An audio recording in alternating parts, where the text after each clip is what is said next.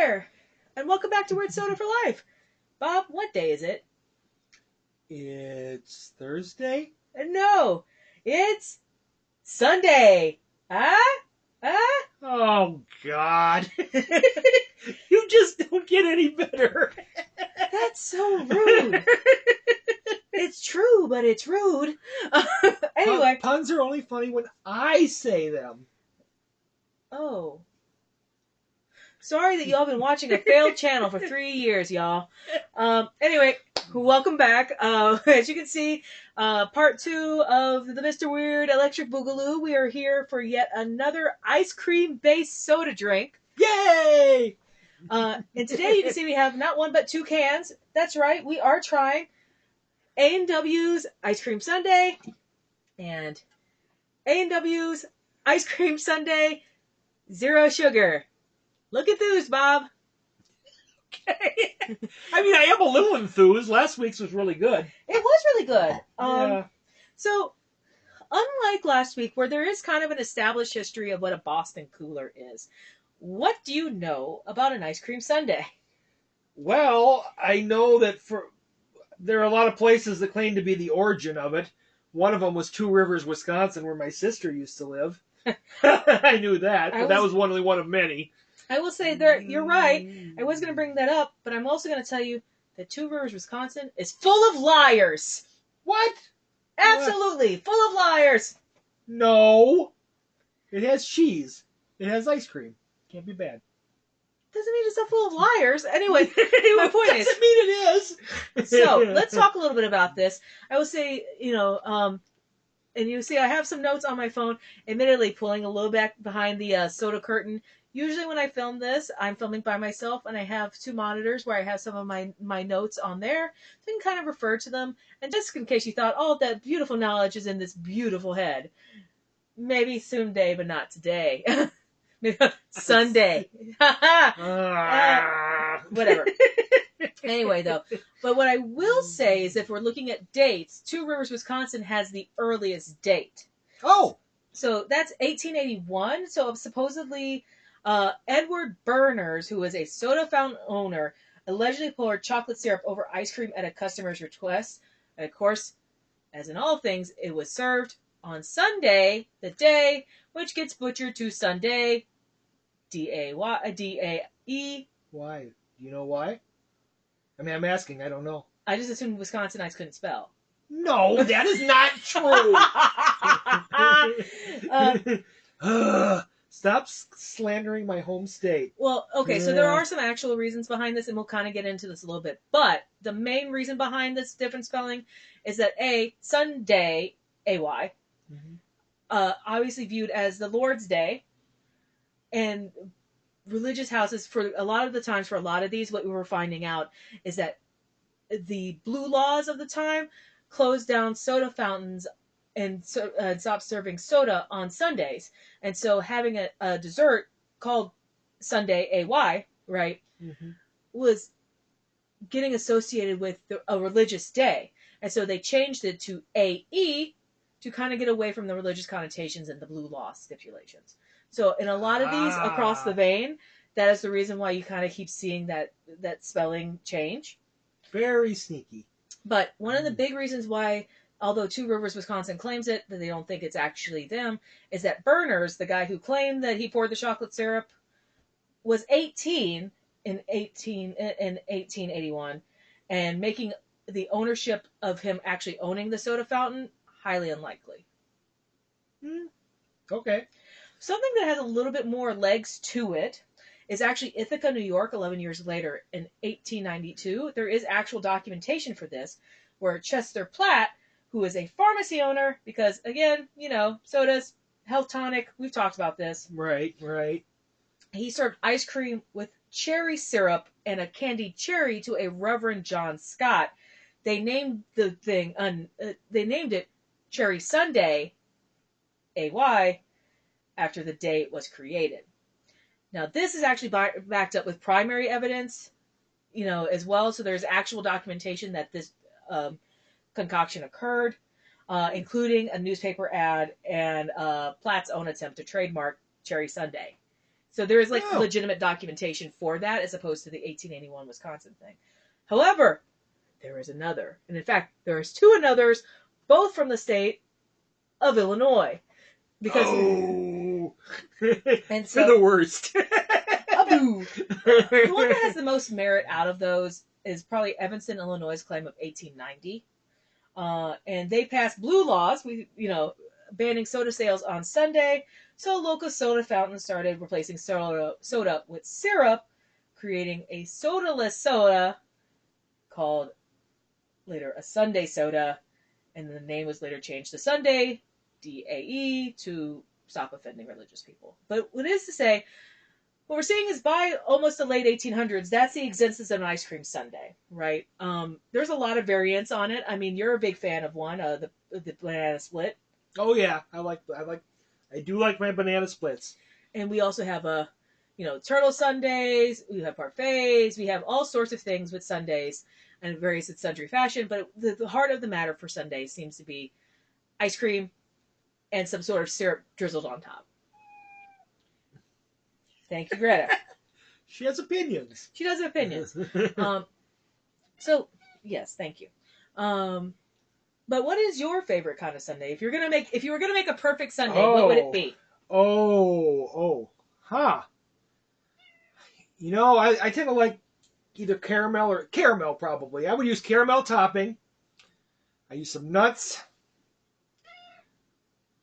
Yeah, those would be the main. Maybe a little coconut. I'd say sprinkle a little coconut on that baby. Yeah, what the heck? You know what? I'm going to have caramel syrup and chocolate syrup on my vanilla ice cream with some nuts and some coconut. What do I want, Greta? I would probably just do... Oh, what ice cream, though? Vanilla. Vanilla? Yeah, so that way you can put the chocolate syrup is a bit better on vanilla. I see. Yeah. I would say for me, I probably would still do vanilla ice cream as well. I would probably do a chocolate syrup. I'm a little fond of peanut butter as well. But I would probably either do a chocolate or a peanut butter, some whipped cream, and a cherry, and maybe some chopped nuts. But like, I'm a pretty simplistic person when it comes to sundaes. I see. Greta would probably have catnip on hers. Yes, I know, madam. Anyway, I thought you were only having one guest this week. I'm my cat's favorite person. I see. Anyway, enough of this. Y'all didn't come for this. Y'all came for the cat. And also, thank you. And also the soda. So let's take a look at the cans again. So yeah, if you want to hold this one up to the camera, I'd appreciate it. Okay. So I really want to talk about design. First things first, this can design on both is really great, right? Oop. So Okay, there we go. look, I get confused with the camera all the time. Yeah. What I really like about this is that you can see with the ice cream sundae, this is the sugar one. The ice cream behind it is white, and you get the chocolate fudge, you get the like sprinkles. It looks great. Comparing to the zero sugar, though, I'm going to show you this, and I'm going to put the cans together again. This is a darker color. It's almost a lighter brown, as if perhaps the syrup is kind of melted in a little bit with the ice cream. And the sprinkles are still there, and you get the fudge. And, of course, the distinct dark line that says zero sugar. There is no confusion.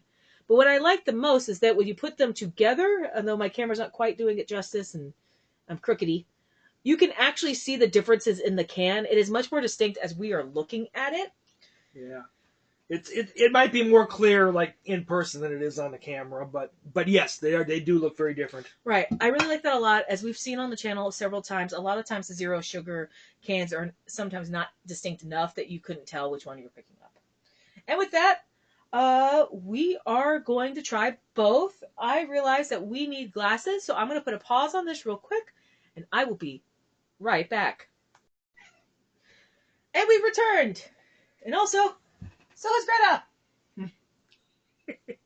Well, this is very entertaining. Anyway, so first things first. As you all know, if you watch the channel, I like to try the sugar ones first.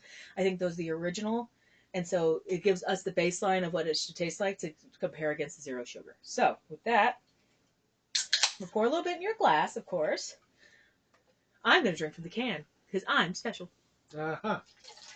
I'm more refined. That's why I need a glass.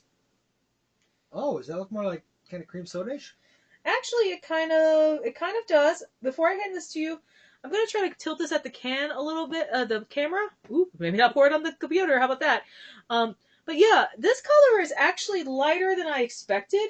It still looks root beerish, but it is a little lighter than I expected in the pour. Let's see.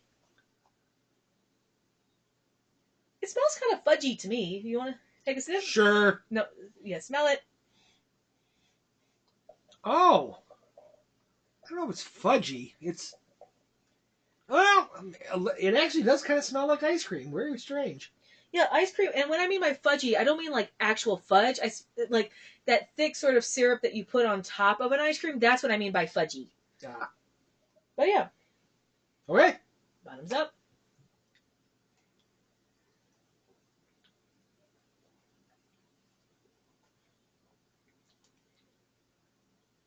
Hmm.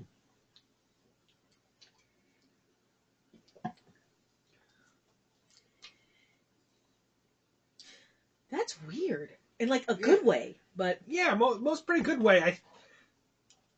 I think I like the Boston Cooler from last week a little better, but this is good.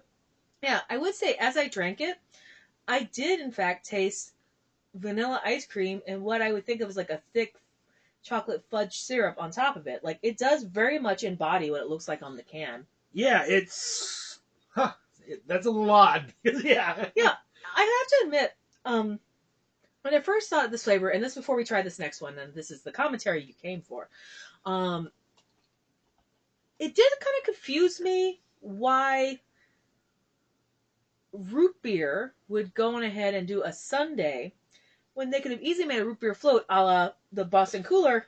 Yeah. I That's a good question. Yeah. I will say, it's sort of strange because I do like root beer a lot and I like ice cream, but I'm not a big fan of root beer floats. If that makes any sense, I just like them separate a lot more than I like them together. I never saw the big deal. I think I probably would like this a little more. I am a sucker for root beer float. I and know. Actually, though, I wonder almost too, as you've learned probably from our root beer channel stuff. Excuse me.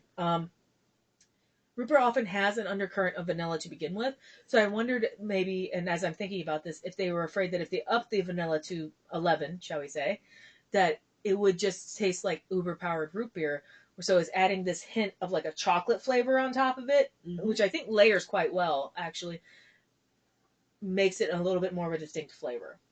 Yeah, maybe. That makes sense. But I will say, I'm very intrigued by the zero sugar now because of that. Bob, I've gotten you another glass because you don't want to mingle the flavors. Oh, that is true. Yeah. Yeah. And again, we're getting that sort of same color. Okay. All right. Here you go. All right. What does this smell like? Nope. I got some more. Look. I don't really smell I don't smell the ice cream flavor as much with this. No, I still smell a fudge flavor, a chocolate smell. I smell a chocolate smell still. Yeah, it's a lot more faint. Yeah. Shall we? Sure.